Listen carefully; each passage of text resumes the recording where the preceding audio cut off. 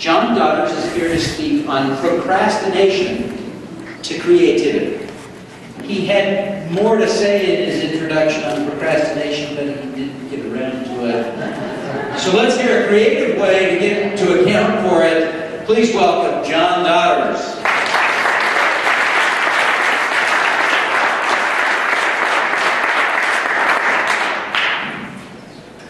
I know what you're thinking. Procrastination.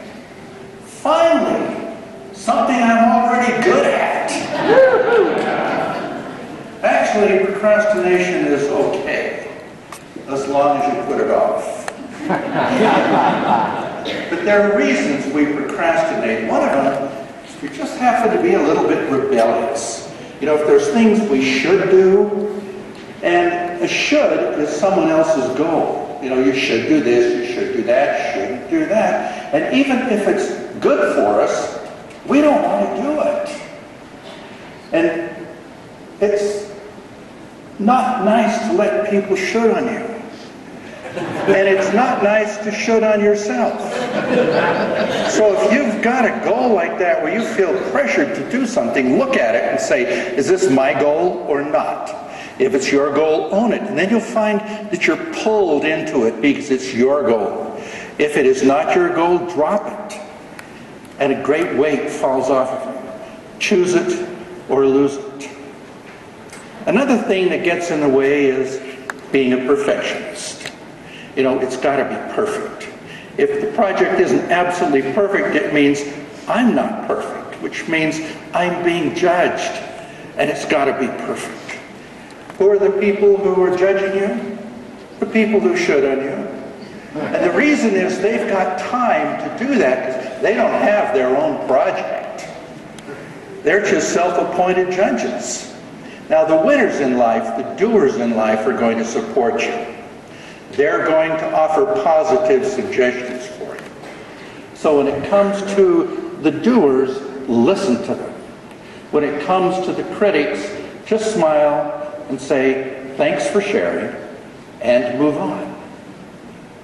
Life is a process of innovation. Life is a great experiment. And you need to experiment, have draft versions, have models, have prototypes, and keep working with things, but you keep moving forward. And you're going to learn something from each one of these prototypes. You're going to learn from the examples from the draft versions. Sometimes what you learn is that it doesn't work. And you learn more from your failures often than your successes. Linus Pauling, who had 2 Nobel Prizes, he said, fail often so you can succeed sooner. He also said, if you want a good idea, you need to have a lot of ideas. And I would encourage you to keep thinking, keep coming up with ideas, and keep moving forward in your life. Now, one of the other things that can get in the way is the project is just so big. You don't know where to start. You don't know what to do. And you can start with a mind map. A mind map that keeps growing, where you get different ideas and you keep adding to it. And it doesn't matter where you start. What's important is where you finish. You can also do chunking, which is break it down in little tiny chunks. How to eat an elephant? 1 chunk at a time. 1 chunk at a time. So take 15 minutes and say, I'm going to devote 15 minutes to this without any interruptions. No phone calls, no social media, nothing on the computer. I'll take 15 minutes and focus on this project. And when you're finished with that, do another 15 minutes. Now some of you are risk takers. You like the idea of waiting to the very last minute when the pressure is on, and then it's really exciting. These are the people who do bungee jumping, climbing cliffs, and swimming with sharks. You know who you are. And some of you are thinking, cliffs? Sharks? I'm adding that to the bucket list. And I'd like to remind you, there's a reason. It's called a bucket list. Now, my young son came up with a great excuse once why he hadn't cleaned up his toys. He said, but there's funner things to do. And there's always funner things to do. But it's hard to going ahead to enjoy the fun things when you have this thing hanging over your head about something that needs to be done that you're putting off. Sometimes you've got to say, I'm going to take care of this and clean it up. And then you can really enjoy the fun. Now, 70 years ago, a cartoonist named Al Cap did a cartoon called Lil Abner. Long before you guys were even aware of cartoons. One of the characters there was Joe Butzfolk. And Joe was a guy who went through life with a black rain cloud over his head. And that's what it's like when you've got these things hanging over your head.